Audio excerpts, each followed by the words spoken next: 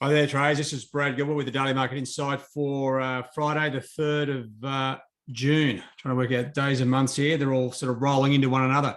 All right. Now, some of you may, I was talking to a few traders just the other day about when the central banks have really got some major focus and they've got direction on these things. Obviously looking at the inflation and employment numbers is a key part to it, working out what's going on. But this is where the second tier data can really come into play and often is the catalyst for the big move. Now, you look at the sort of headlines here: stocks rise as investors await US jobs data for Fed Qs. That's the main part of it. But these sort of innocuous monthly, employment numbers or employment change numbers out of the US came in softer, much softer, right? And I'll give you a look at those. And that was the catalyst for a bit of another dollar clean out, right? A bit of a correction from the moves that were already in play. So let me just change that screen over. So just having a look here. All right, here we go. These initial jobless claims numbers, right? Or the ADP change as well. You got that number. It's like I would almost call that like a third tier number. The jobless claims themselves weren't too far away, but they will focus on any sort of weak points. The ADP national employment number, much lower than that prior number. So it sort of builds anticipation for, some significant moves across the board on some of the currencies and other instruments, right? So you see that flush out on the downside here where the dollar just turned back down. That's what it was. Now, dollar yen seems a bit oblivious to anything else. I'll tell you, dollar CAD liked the results, and you saw a little drive top side. Euro, sterling, Aussie had a little blimp to the downside.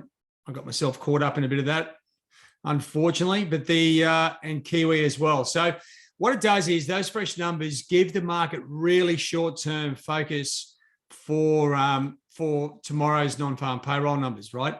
And it's all going to come down to whether it's stronger or weaker than the forecast. So just having a look here again.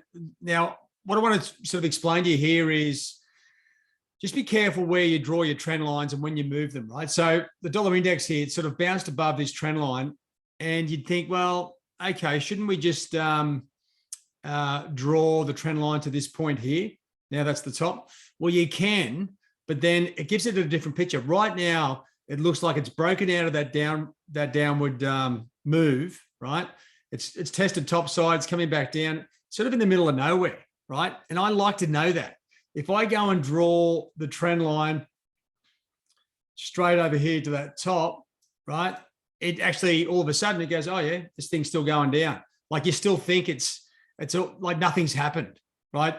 By simply moving the trend line too early, you give yourself the wrong impression. Basically, where the dollar index is, it's ready to go up or down very aggressively. Of course, you could be looking at that sort of trend line as a key entry point, but the key part you need to know is it's broken out of the trend. There's a lot of flush out of stop loss positions, a lot of short positions taken out. Market's got itself a little bit geared up on those ADP numbers. And here we are, right? So you're looking at Euro. Euro's at a prime level. Now, I'd love to be buying Euro just on a stop loss run here, but very hard to do ahead of the non-farms because anything that happens beforehand can be reversed instantly on the release of the numbers, right? So don't get yourself too caught up. The gold moving topside. And if you're looking for something that's like what I would call a dog's breakfast, it's oil, right? Like you see how this is like a currency that isn't really going too far, but like it's almost gone enough, but it's sort of ranging as it sort of moves up and down. So you look at these moves and it's a little bit hard to sort of work out. Now, all you're getting is a new high, right? So you're drawing your resistance line again and you're getting a new low. So once again, now this makes sense, right? Moving those trend lines because you can see it's back in a range. We've got a new sort of range parameters, and that's in the range. That's what you've got to be looking at there as well. So on the downside of the major instruments, right? The S&P and the NASDAQ shooting topside.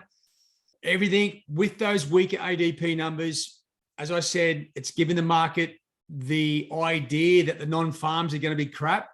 Now, there's no clear correlation between these numbers, but I tell you what, if you're looking for something to make some money, you would go with that sort of preemptive number. So The cryptos, Bitcoin, well, it's got itself up off the floor. It's formed a bit of a base down here, so which is a good thing.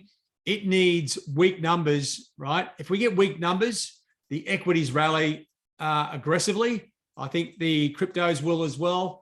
You'll see the dollar get belted, euro topside, gold probably won't do a lot. If anything, just slightly go higher.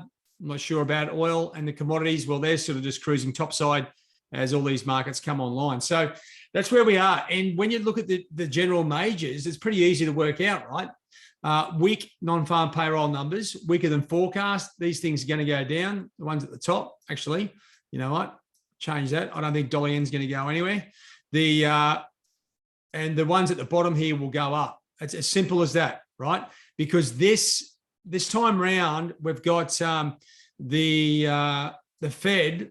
All they're doing is waiting for the numbers, like we are, right? They're basically managing the market. We trade the market the way they manage it. So really strong numbers here is going to be like push the Fed towards, keeping that strong, aggressive rate hiking tone.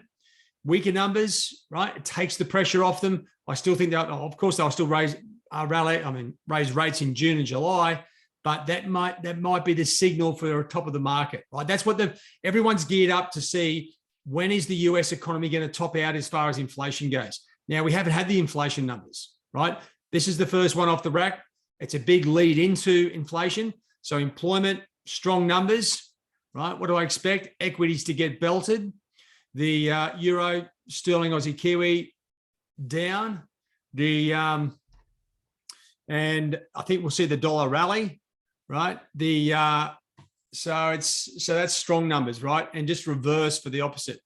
So now this risk on profile. So if equities get belted, I'm pretty confident the cryptos will as well. And obviously the global equity markets, right? This is sort of outside the scope of the commodities because it's a different sort of story, but keep an eye on the risk on, risk off pairs, safe havens. Oil, well, it's a different story at the moment. This is all non-farm payroll zone, and you need to be focused on it because the market is waiting to see what the Fed does next, and that's why we're looking at these numbers. Now, let me just give you a forewarning here. The trading these numbers, look how many numbers are coming out here, at once, and then 15 minutes later, then there's the ISM manufacturing numbers after that. There's a lot of numbers coming out. So if you're running with pending orders, good luck to you, but you're more than likely going to get crushed before the thing gets going in one direction. What you'll know is, I'd say 1 minute after the release, you'll see the immediate volatility in the price action, and then things will settle down, and then you can work out, compare the numbers. Are they all strong or are they all weak?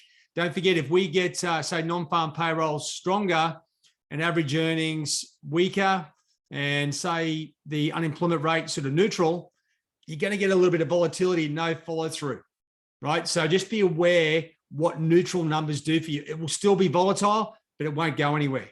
What we're ideally looking for is really strong, really weak. That'll give you a clear direction. Then you just need to control that execution and entry. And there you go. All right, guys, have a good one. All the best for that. And just remember, think of your capital management plan, stick to the plan. Don't let the emotional aspect of this release blow you away. There's better trading opportunities in the non-farm payrolls. And this is where you should start looking through, the next week's numbers and really sort of isolate it. Because to me, the inflation number here is the key one. And that's next week, right? Or next Friday. So anyway, have a good one, guys. Good luck. Keep it real. Cheerio.